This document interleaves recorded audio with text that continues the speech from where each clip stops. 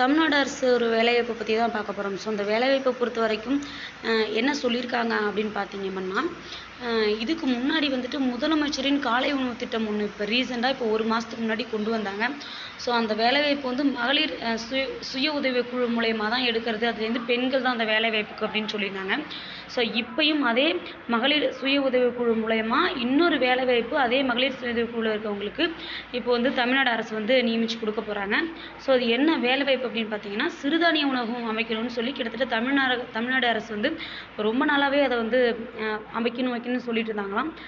அதுபோல் இப்போ வந்து இந்த சிறுதானிய உணவகம் அமைக்கணும், அந்த உணவகத்தை அமைக்கணுங்கிறதுக்காக மகளிர் சுய உதவி குழுக்கள் வந்து அழைப்பு விடுத்திருக்காங்க.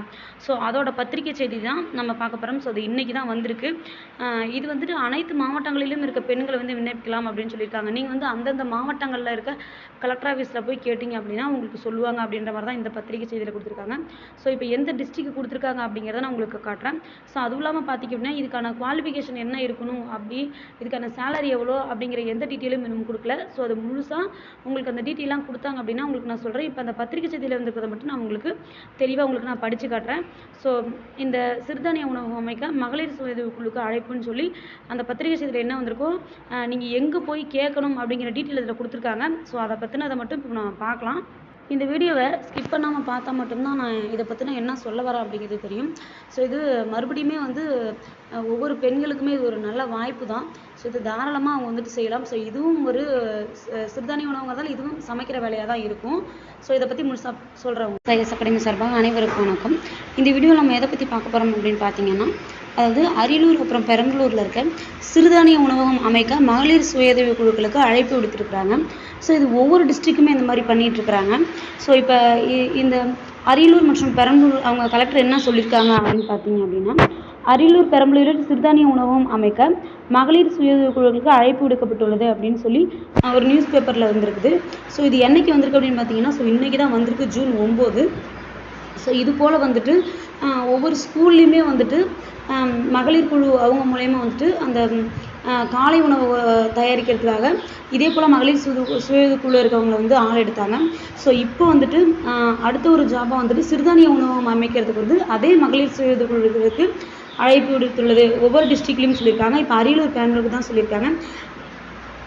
சர்வதேச சிறுதானிய ஆண்டு 2023ஆம் ஆண்டு சர்வதேச சிறுதானிய ஆண்டாக கொண்டாடப்படுவதால் அதன் தொடர்ச்சியாக தமிழ்நாடு அரசு அனைத்து மாவட்ட கலெக்டர் பெருந்திட்ட வளாகத்தில் மகளிர் சுயஉதவி குழுக்கள் மூலம் சிறுதானிய உணவகம் அமைத்திட உத்தேசிக்கப்பட்டுள்ளது. இந்திய வேளாண்மையில் முதன்மையாக விளங்கக்கூடிய சிறுதானியங்களில் விவசாயிகளின் வருமானத்தை உயர்த்துவதுடன் உணவு மற்றும் ஊட்டச்சத்து பாதுகாப்பை உறுதி செய்கின்றன. தமிழ்நாடு அரசு சிறுதானிய உணவுகளை பிரபலப்படுத்த பல்வேறு முயற்சிகளை மேற்கொண்டு வருகிறது. அதன் ஒரு பகுதியாக மகளிர் சுயஉதவி குழு உறுப்பினர்கள் மூலம் சிறுதானிய உணவகம் அமைத்திட கீழ்கண்ட நிபந்தனைகளுடன் விண்ணப்பங்கள் வரவேற்கப்படுகின்றன. இந்த விண்ணப்பங்கள் எப்படி விண்ணப்பிக்கணும் அப்படின்னு பார்த்தா, சிறுதானிய உணவகம் நடத்திட விருப்பமுள்ள மகளிர் சுயஉதவி குழுக்கள், உற்பத்தியாளர்கள் குழுக்கள், கூட்டமைப்பு ஆகியவற்றிடமிருந்து விண்ணப்பங்கள் வரவேற்கப்படுகின்றன. மகளிர் குழு தொடங்கப்பட்டு குறைந்தபட்சம் 2 ஆண்டுகள் முடிவுற்றிருக்க வேண்டும். தேசிய கிராமப்புற வாழ்வாதார இயக்கம் மேலாண்மை தகவல் அமைப்பு இணையதளத்தில் பதிவு செய்திருக்க வேண்டும். கூட்டமைப்பாக இருக்கும் பட்சத்தில் தர மதிப்பீடு செய்யப்பட்டு ஏ அல்லது பி சான்று பெற்றிருக்க வேண்டும். உற்பத்தியாளர்கள் குழுவாக இருக்கும் பட்சத்தில் தர மதிப்பீடு செய்யப்பட்டு திட்ட நிதி பெறப்பட்டிருக்க வேண்டும். மகளிர் சுயஉதவி குழு, உற்பத்தியாளர் குழு, கூட்டமைப்பு சிறுதானிய உணவு உற்பத்தி மற்றும் சிறுதானிய மதிப்பு கூட்டப்பட்ட பொருட்கள் தயாரிப்பில் ஆர்வம் மற்றும் முன்னனுபவம் உடையவராக இருத்தல் வேண்டும். மாவட்ட கலெக்டர் திட்ட வளாகம் அமைந்துள்ள அல்லது அதனை சுற்றியுள்ள ஊராட்சியின் மகளிர் சுயஉதவி குழு, உற்பத்தியாளர்கள் குழு, கூட்டமைப்பு மட்டுமே தேர்வு செய்ய வேண்டும் போன்ற நிபந்தனைகளுடன் விண்ணப்பங்கள் வரவேற்கப்படுகின்றன. மேலும் இது குறித்த விரிவான விவரங்களை அரியலூர், பெரம்பலூர் மாவட்டங்களைச் சேர்ந்த அந்தந்த மாவட்ட கலெக்டர் அலுவலகங்களில் செயல்படும் தமிழ்நாடு மாநில ஊரக வாழ்வாதார இயக்க அலுவலகத்தை நேரில் அணுகலாம் என அந்தந்த மாவட்ட கலெக்டர்கள் அவர்களிடம் பேர் அது வந்து சரியாக தெரியல, பட் அது அரியலூர், கற்பகம், பெரம்பலூர் ஆகியோர் வந்து தெரிவித்துள்ளன அப்படின்னு சொல்லி தான் இந்த நியூஸ் பேப்பர், அதாவது இந்த நியூஸ் பேப்பர் இன்றைக்கி ஜூன் 9 இன்றைக்கி தான் வந்திருக்கு, இதில் சொல்லியிருக்கிறாங்க.